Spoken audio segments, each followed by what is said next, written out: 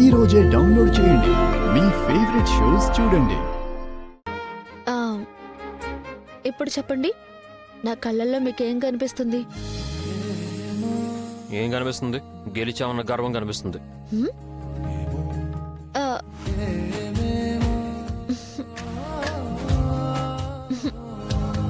ఇతనికి ప్రేమే తెలీదు.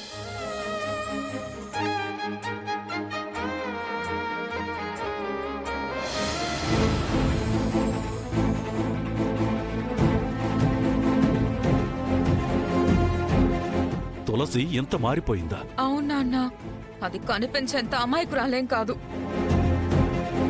టిట్ ఫర్ టాట్ అన్నట్టుగా మావయ్యని గట్టి దెబ్బ కొట్టింది. అయితే మొత్తానికి బసవరాజు మళ్లీ ఫెయిల్ అయ్యాడన్నమాట.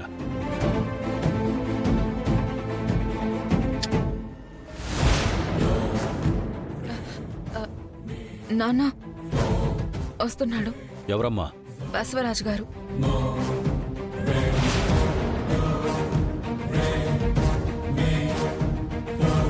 రానియమ్మా, చెప్తాను. బసవరాజు అంటే నేనేదో భారీగా ఊహించుకున్నాను. ఎంత చీప్గా ఉన్నాడేంటమ్మా? అలా అంటారేంటి నాన్న? అంతే కదమ్మా మరి. కొండను తవ్వి ఎలుకను కూడా పట్టలేనట్టు అంత పెద్ద ప్లాన్ వేసుకుని దాన్ని ఇంట్లో నుంచి పంపించలేకపోయాడు గాని అంతమందిలో దాంతో చొక్కా పట్టించుకుని నవ్వులు పాలయ్యాడు కదా. అబ్బా నాన్న, అసలు ఇది ఎలా ఉందంటే తనను అవమానించుకోవడానికే తనే ప్లాన్ చేసుకున్నట్టుంది. నాన్న ప్లీజ్ నాన్న. ఏంటమ్మా నువ్వు? అసలు ఇలాంటోడు పాలిటిక్స్ లో ఏం పైకొస్తాడు? పార్టీలో ఉండి పార్టీ పరువు తీయడం తప్ప. అలాంటి ఇంటికి నువ్వు కోడలవుతానంటే నా మనసు ఒప్పుకోవట్లేదమ్మా. నాన్న నాన్న ప్లీజ్ నాన్న. నాన్న ప్లీజ్ ఆపండి నాన్న. అది కాదమ్మా, ఎంట గెలిచి రచ్చ గెలవాలంటారు, కాని ఇంట్లోనే గెలవలేక అబాస్ పాలై ఉన్నాడు. రేపు పొరపాటును ఎమ్మెల్యే టికెట్ ఇస్తే మాత్రం ఎలా గెలుస్తాడు అసలు? నాన్న నాన్న వింటున్నాను నాన్న. అరే, కొడుకుని కంట్రోల్లో పెట్టుకోలేడు, తులసిని గెంటేయలేడు, చివరికి ఆ బుడ్డదాన్ని కూడా వదిలించుకోలేకపోయాడు. అతనేం నాయకుడమ్మా.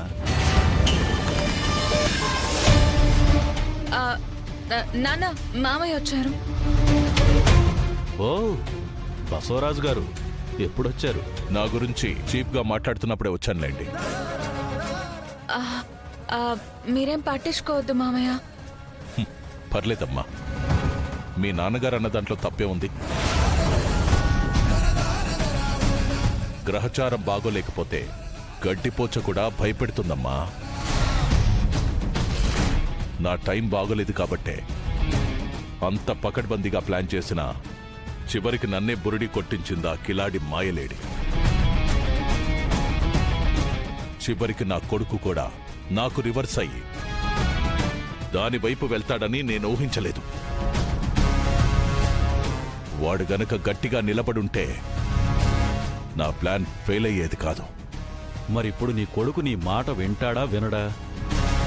రేపు కనిష్కను మాత్రం పెళ్ళెలా చేసుకుంటాడు? ముందా తులసి పీడ విరగడైతే నాక చాలు బావుగారు. తర్వాత సిద్ధుని ఎలా దారికి తెచ్చుకోవాలో నాకు బాగా తెలుసు. ఏహే ఆపో, చెప్పిందే చెప్పరా పాచిపడ దాసరా అని చెప్పడానికి నీకు సిగ్గు లేకపోయినా వినడానికి నాకు సిగ్గుంది. ఈ ఒక్కసారి నన్ను నమ్మండి బావుగారు. ఈసారి ఫెయిల్ అయితే నా మొహం కూడా మీకు చూపించను. ఒట్టు బావుగారు. నాన్న పాపం అంతలా అడుగుతున్నారు కదా నాన్న, ప్లీజ్ నాన్న ఈ ఒక్కసారి ఒప్పుకోండి నాన్న. సరే, నీకిదే చివరి అవకాశం. 2 నెలల్లో అసెంబ్లీ ఎలక్షన్స్కి నోటిఫికేషన్ వస్తుంది. ఈలోగా నువ్వు దాన్ని పంపేసి నా కూతుర్ని సిద్ధుకిచ్చి పెళ్లి చేస్తే సరే. 2 నెలలు చాలు బావుగారు. ఈ 2 నెలల్లో దాన్ని తరిమేసి కనిష్కని ఇంటి కోడలు చేసుకునే బాధ్యత నాది. చూస్తాను. ఈసారి గనక నువ్వు మాట నిలబెట్టుకోలేకపోతే నీకు పాలిటిక్స్లో టికెట్ కాదు కదా, అసలు పాలిటిక్స్లో నుంచే బహిష్కరించి నీకు రాజకీయ జీవితమే లేకుండా చేస్తాను.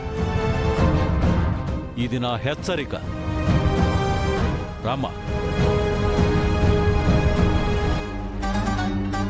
60 రోజుల్లోగా తులసిని ఇంట్లోంచి గెంటేయాలి. అనుకున్నది సాధించాలి. సాధిస్తాను. సాధించి తీరతాను.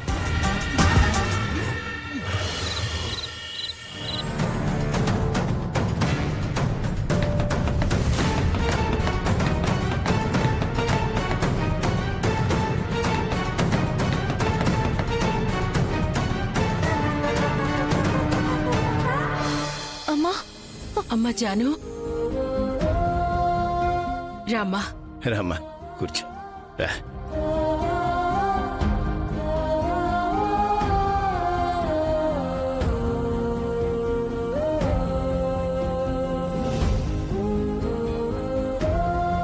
సారీ నాన్న, ఇంత రాత్రి చెప్ప పెట్టకుండా వచ్చి మిమ్మల్ని అందరినీ డిస్టర్బ్ చేశాను.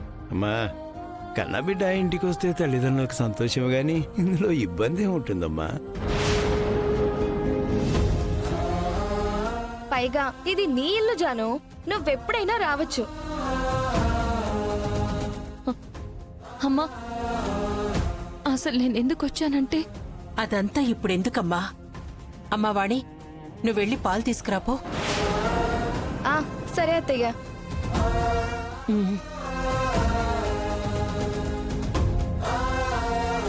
అమ్మా, నాకిప్పుడు పాలవేమి వద్దమ్మా. నేను ముందు మీతో మాట్లాడాలి. చెప్పమ్మా. హ,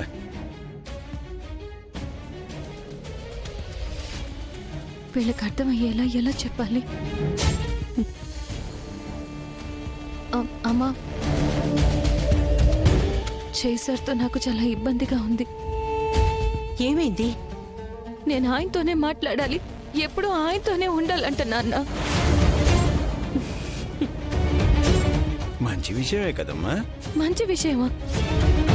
అదంతా నువ్వంటే బాబుకున్న ఇష్టం తల్లి.